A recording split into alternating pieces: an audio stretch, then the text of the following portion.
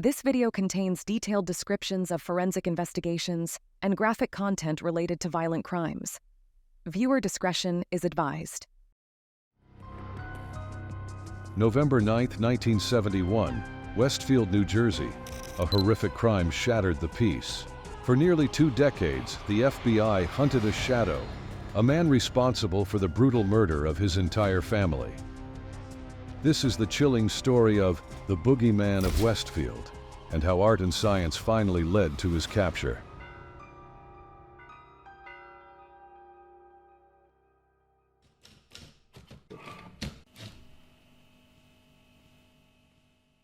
In the peaceful and affluent town of Westfield, New Jersey, the List family lived in this large Victorian home. Accountant John List was 46 years old. His wife Helen and himself had been married for about 20 years. They had 3 children: Patricia, who was 16 years old, John, who was 15 years old, and Freddie, who was 13 years old. Alma, John List's elderly mother, lived with the family in her own separate apartment on the 3rd floor. Every single one of the kids in the List family was an energetic and popular student at a nearby school. John List taught Sunday school and was a devout Lutheran. In fall 1971, the List house was empty. The family was out visiting a sick relative. After a month of no activity, neighbors became suspicious and called the police. They felt that something was wrong and they asked us to check the house, which we did. Police arrived and entered the house. Over an unlocked window, the house was cold and quiet, yet they heard music. Like a funeral dirge type music that was very disturbing to the officers who were in there. The police also detected a faint odor of decaying flesh. The source was discovered in the ballroom, with 4 bodies neatly arranged on blood-soaked sleeping bags side by side. The victims were identified as Helen List and her 3 children. All were shot to death at close range. Police found a blood trail on the floor, indicating that Helen and her children were shot in the kitchen and dragged into the ballroom. Evidence that the killer cleaned up after the murders was found in the kitchen, where police discovered bags full of paper towels and a mop soaked with blood. The officers extensively searched every area of the home. Another horrifying find was revealed on the 3rd floor. A 5th corpse, Alma List, aged 84. She had a gunshot wound to the head. Inside the den, detectives recovered 2 weapons and a note addressed to the pastor of a neighboring church that the List family attended. I know that what has been done is wrong. I'm sure many will say, how could anyone do such a horrible thing?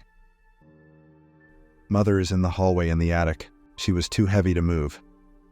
The letter was both a confession and an explanation. It was signed by John List.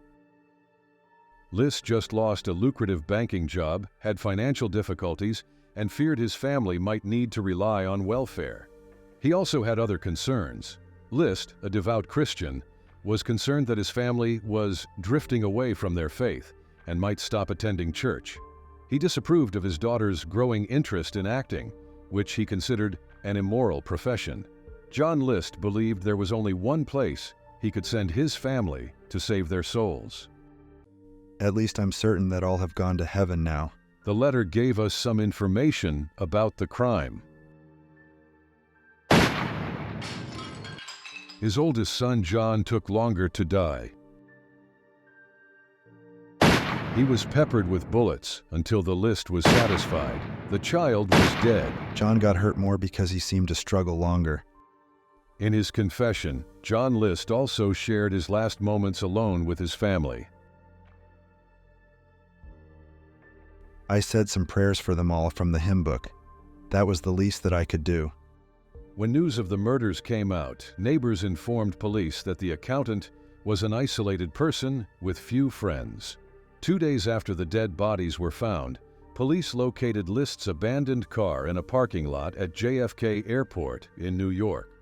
The parking voucher was dated November 10th, but there was no proof that the List had taken flight. However, the police were aware that he had a 1-month head start no matter where the List was. The hunt for a mass murderer has begun. A murder warrant has been issued nationwide for the arrest of John Emil List. He was wanted for murdering his whole family. It was a high priority case. It was sent to every FBI field office, every post office, and to other law enforcement agencies across the country. A ballistics report confirms that the 2 guns used to murder John List's family were discovered on his desk. The autopsies revealed that the victims were shot in the head. The bodies of the victims were discovered approximately 1 month after they had passed away. But where's John List? There had been 2 schools of thought. One was that he had committed suicide after committing the homicides, and the other was that he was living somewhere out around the Midwest. Once in a while, you'd get a sighting, a List sighting. You'd get a report that they saw a guy in, Alabama who looked like John List, because the FBI kept, information. For 18 frustrating years, the John Emil List evaded authorities, despite investigators' efforts to keep the murder case alive in the media. Insist that they keep it alive on the 5th anniversary, the 6th anniversary, the 15th anniversary. We kept it alive. Detectives then had an idea.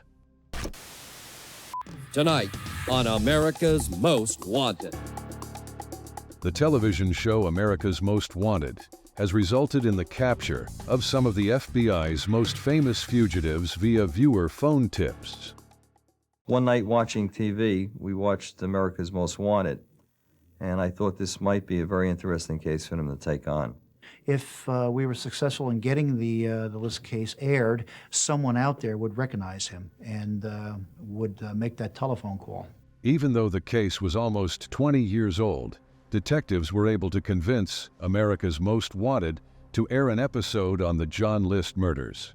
I said, this is a guy I'd like to see caught, and we decided to do John List.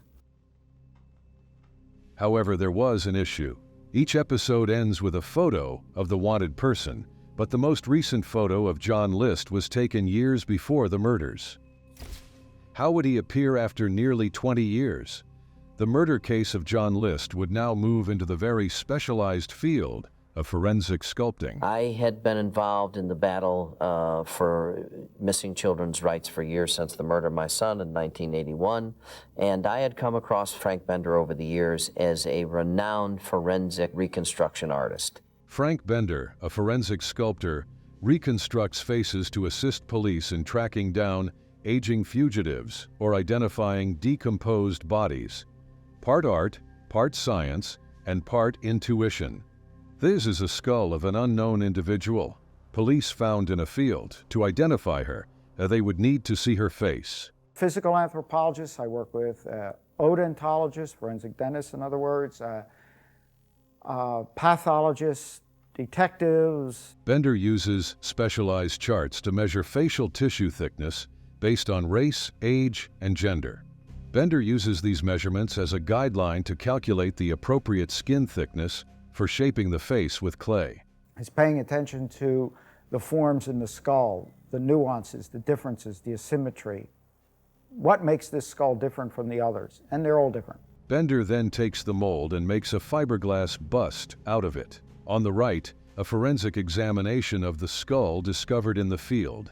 The photograph on the left shows a missing teen girl who was identified in Frank Bender's bust. Bender's extraordinary talent for putting faces on the dead would now be applied to the living, an aging mass murderer. Frank Bender was asked by America's Most Wanted to include another 18 years on the face of John List. The stage was now ready to bring an old murder case to life again.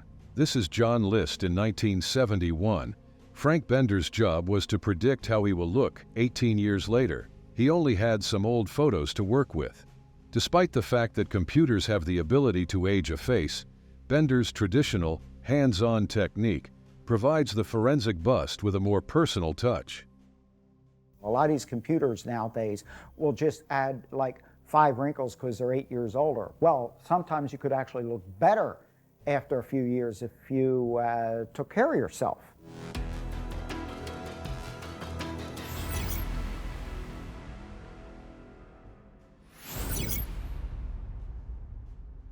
To examine the individual on the John List, Bender needs the killer's psychological profile. I get into the head of the person. In a sense, I want to become that person while I'm working on the fugitive. I want to feel like that person. I want to know everything about that person. He sought help from forensic psychologist Richard Walter.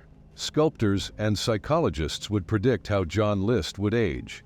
Bender and Walter analyzed newspaper articles and photographs to determine the identity of the murderer. They looked into his strict upbringing by German parents. Young John's life revolved on the Lutheran Church. He was the only child and the son of a protective, domineering mother. List had a master's degree in accounting, but lacked social skills and had a history of job loss. Anger and retaliation caused by his own failure motivated the man to kill, according to his psychological profile. The psychological profile supported Bender's perception of the aging fugitive. Of frustration and feeling entrapped by women, generally women of their own age group or older, or women in authority. Bender also considered genetics. Using photos of John List's parents, he added sagging jowls and receding hairline to the bust. He had his mouth going down on the corners because of anxiety that I felt he carried with him from committing these crimes. And Richard brought out that it wasn't guilt from killing his family, but the anxiety of the fear of being caught. Bender researched how the surgical scar behind List's right ear might appear as he grew older. After completing the fiberglass bust, Bender painted List's skin and hair and dressed him in a suit and tie, which he and Walter believed List would typically wear. However, the bust was incomplete. The finishing touch would be a pair of glasses. Walter was certain that List was not vain enough to wear contact lenses, and Bender guessed that the List would have different glasses than those he wore when he was 46 years old. Bender believed the List would conceal his failure by opting for dark, thick frames. To look more intelligent, more important than he really was, and this was through the help of Richard Walter's profile. Bender searched through dozens of pairs of used glasses to find the ideal pair for the bust. The painted face, with its downturned mouth, sagging jaws, receding hairline, and aging scar, stood out behind dark, thick frames. The forensic bust was completed. Tonight on America's Most Wanted. Now tonight's first case, the oldest we've ever pursued on America's Most Wanted. The episode of The List Murders aired on May 21, 1989, Sunday night, on America's Most Wanted. From their Denver, Colorado home, Wanda Flannery and her daughter were watching America's Most Wanted. If you know anything about John List, When the forensic bust of John List was shown, they were shocked to see a striking resemblance between John List and a former neighbor. And it just all started adding up gradually. That he was an accountant and a Lutheran, and that he had a scar behind his ear, and that he was well put together and a classy dresser. And by the time they got to the sculpture, I was convinced it was him. To look at it, you would have known. And the clincher for me was the glasses and the jowls. We said, oh my God, that's Bob, and Bob Clark. Bob is John List. We've got to call. Wanda Flannery informed the FBI that her former neighbor had relocated to Richmond, Virginia, and was using the name Bob Clark. The FBI arrested Robert Peter Clark at the accounting office where he worked in Richmond. I approached him and I asked him, I said, are you Mr. Clark? And he said, yes. And then I said, are you John List? And he says, no, I'm Robert P. Clark. However, Bob Clark had a scar behind his right ear and a fingerprint match on a gun permit application that John List had filled out 1 month before to the murders. Bob Clark and John List were the same person. I said, they got him. That was it. They got him. Surprisingly, the glasses that John List wore were very identical to those that Frank Bender had used on the forensic bust. The picture of John List, when he was captured, was put next to the picture of that bust on the front page of the New York Times. John List had the same exact glasses on that Frank Bender had put on the forensic bust. It was uncanny. was almost as though the person who did the bust had actually been looking at John List when he did it. During John List's trial, it was revealed that the mild-mannered, church-going accountant meticulously planned the brutal execution of his whole family. John List made a decision under the pressure of mounting bills and perceived moral decay in his family. He decided he wanted to do this, and this was the only way out. This was the way for him to start with a clean slate, and that's why he did it. After the children went to school, John List set his plan into action. He shot his wife in the head at point-blank range. Then he went up 2 flights of stairs and into his mom's apartment. He left his mother's body upstairs and dragged his wife's body to the ballroom in a sleeping bag. Then he cleaned the blood. Later that afternoon, when the children arrived home, he murdered them all.